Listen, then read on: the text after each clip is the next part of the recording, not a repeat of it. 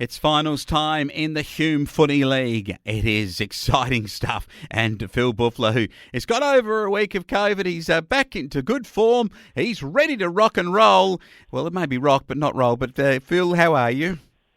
Yeah, good, Wayne. A lot better than this time last week. So, a week in quarantine's not a great place to be, especially when it was pretty frustrating with the finals on. But thank God we got the All In Sport live coverage. So I just sat back and spent most of the weekend watching Hume League football and netball. So, it was really good. Yeah, really good. I'll tell you what, they did a great job of capturing a couple of fantastic goals. It was a beauty from the Gindera boy. Kicked a goal after 5 bounces and weaved in and out of everybody. Then I reckon the fella from down there at Howlong did something similar and booted it after 6 goals. So great stuff. Good to watch. And also good to see Ramwell Bundry Waller 11-15-81 to beat Howlong 8-9-57 after Howlong have just fought like you wouldn't believe to be a finals contender again. And Hume Footy, they've gone out at the first hurdle. Great game that was to watch. That really was. That could have gone either way. Three-quarter time, there was probably 5 or 6 points in it. Ramwell Bundry just had their nose in front and kicked away in the last quarter. So it was a very high-standard game, and it was a great game to watch. Really was. So full credit to both sides. Obviously, the Giants move on this week, and Howlong put the cue in the rack, but they certainly had a great season. Howlong, big improvers, and they'll only build on that for next year. Yeah. Ben Baker and Jesse Wellington, a couple of good players, a couple each to Baker and Wellington too, but Wardius kicks 4 and did a good job. Emerton and Merkel, a couple apiece. They lived to fight another week, the Giants too. Having a look into the other match of the weekend, and the Brock Burham side came up against Gindera in an absolute thriller. It was the Sunday one at Walbundry. Both games played there. 14-12, 96 Gindera, 14-10, 94. Game could have went either way. It falls to Gindera. The Bulldogs through the mighty Brock Burham, who only last week I said to you could be the side that could test Osborne. Well, they're out.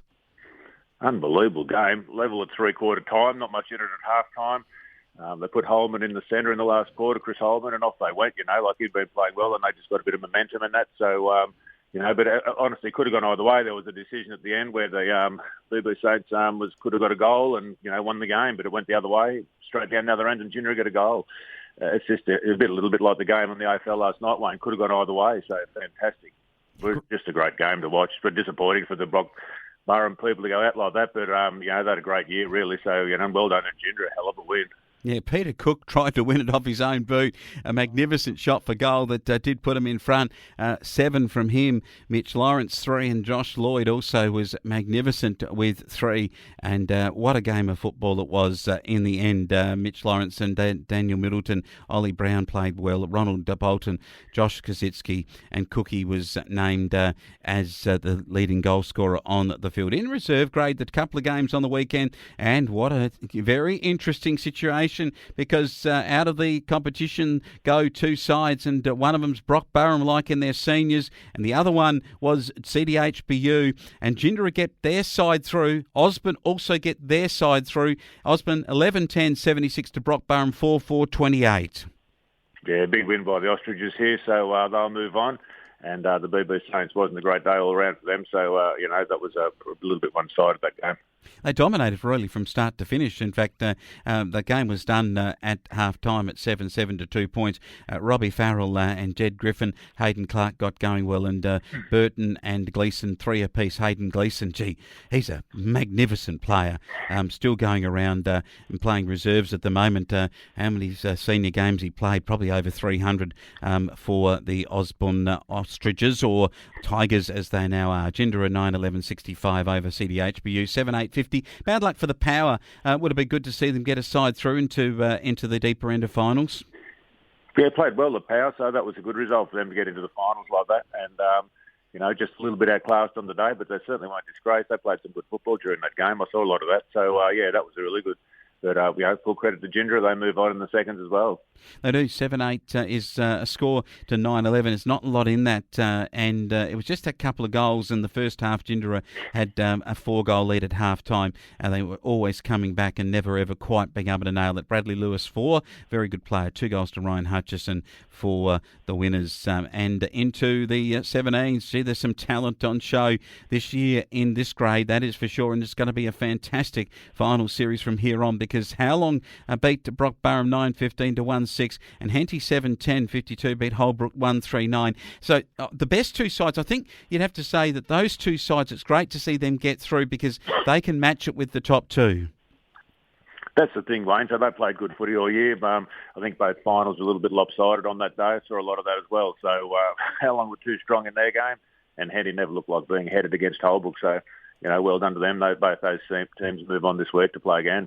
They do. Jordan Klemke, Oscar Farrenhurt and Kobe Skiers were good players, and Barrel O'Reilly with 3 for Henty, and Angus White, a couple, led the way for the 1 goal to Sam De Steiger for the opposition from Holbrook, and finally into the 14-year-olders. Phil, the kids, we've got a great future ahead of us. Each club putting in good sides. This was the closest footy of the day too, which quite often it is, apart from the senior game, of course, which we had an absolute rip-snorter of a finish with Gindera and also the Brock Barham Saints. But this elimination final on the Saturday, Holbrook 3-5-23, they went down to Culcan 5-3-33, and I have a feeling that you reckoned Holbrook last week on that one, Phil. Thought Holbrook might have got up, Wayne, but Culcan played well. As I said, lucky for all in sport, because I saw a lot of fair bit of that game as well. So a bit big and strong Culcan boys, and they had a good win in that game. Brock Barham 4-3-27, How Long 2-6-18. A good win from the Saint kids too, so they go on for another week. Yeah, good to see the Brock Barham Saints get up in that game, so they played well. They win by 15 points or 9 points or something like that. So, that was a good win. So well done to them, and they'll go on again. And Sam Hobson, James Linder, good for them. And Isaac Felder booted a couple of goals to lead the way in that game. Let's have a look at the semi-final action. And there's a major and a minor semi-final to be done in senior football. It's going to be a magnificent weekend. Osborne get their first hit out of finals, as do Holbrook. They play at Walbundry on Saturday. Holbrook, as scribes are writing it up, they're saying that Holbrook could get close here. They did actually through the home and away once, but Osborne seem to have had taken all before them. Is there a chance that the purring engine will just have one day off? There's always a chance, Wayne. I mean, every game you play, you click closer to your next sort of defeat, or whatever that saying is. So, to Osborne's credit, every time they've been challenged, they've met the challenge. I think, and looking back the other day, I think they lost by, Osborne beat the Holbrook by, I think it was something like 41 points in the first round and maybe 20-something in the second round. So the first round, Holbrook had a lot out with COVID and stuff like that. So I think they've both named very good sides. It'll be a good day, great ground. Good luck to the best side on the day. It's as simple as that. Yeah, I think Osborne might get home still with you can't tip against the undefeated side, as they say. Gindera play around Walbundry. While a question asked in the week, does Wardius doesn't kick goals, Gindera will win. But I've got a theory on that, and I think in finals football it's a team sport, and the turnover or a brilliant act of absolute brilliance can actually win a game for a side rather than necessarily a key forward having to dominate. You can't rely on a key forward these days, Wayne. That's been proven time and again. And it's usually Sydney Swans example. If Franklin doesn't play, they often play better because you just take the focus off getting it to that one person all the time. So this is going to come down, with Nathan Wardius. He's a very good player. He'll pop up and kick his 3 or 4. But we need, the Giants will need other players to get around him and help enter the score. So, they're certainly not a one-man band. But, like Gindera, they can kick goals from anywhere. So this is going to be a great game. Who are you tipping? I won't. I was hoping you wouldn't ask. I think just given how they played last week, I just think Gindera might go right here. All right, I'm going to tip the Giants to keep on rolling in what is an incredible season of football. The games in the reserve grade, just a quick look, and it is, on Sunday, it's down at How Long at Walbundry on Saturday. But How Long and the reserves play at Walbundry on the Saturday against Holbrook. And then on the Sunday, Osborne versus Gindera. Your tips in those two games? Oh, that's a bit tricky, one. I've seen them both. Holbrook played well. I've seen them play a couple of times in the seconds, and so did the Howlong. I think Howlong might get up in that game, and probably on the Sunday game at Howlong, I think maybe Ginger could be a chance here to beat Osborne. All right, we're looking forward to this incredible game between Round Walbundry Waller and Osborne in the 17s on the Saturday at Walbundry. That will be an absolute beauty to see in 17-year-old football. The future champs of the competition, I reckon, are playing in this game. Always is, Wayne. These two clubs are good at developing the young fellows through the 17s, and this will be a cracker of a game. Could go either way, this one. Not sure about this. All right. And the other one, how long is versus Henty, the two winners from last week. Henty want to go one step further, and gee, they'd love to come up against an Osborne or a Round Walbundry Waller the following week. Bit of Osborne-Henty rivalry there, so that would be a good result. But Henty a good chance here, and so how long? So once again, this is the toss of the coin. Excuse me. They're great finals. They are really like a lot of these finals. They could go either way. Yeah.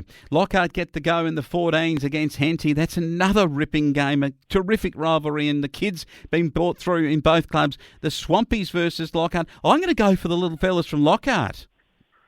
Yeah, I think you might be right there, Wayne. Might be onto something here. They played good footy during the year, Lockhart.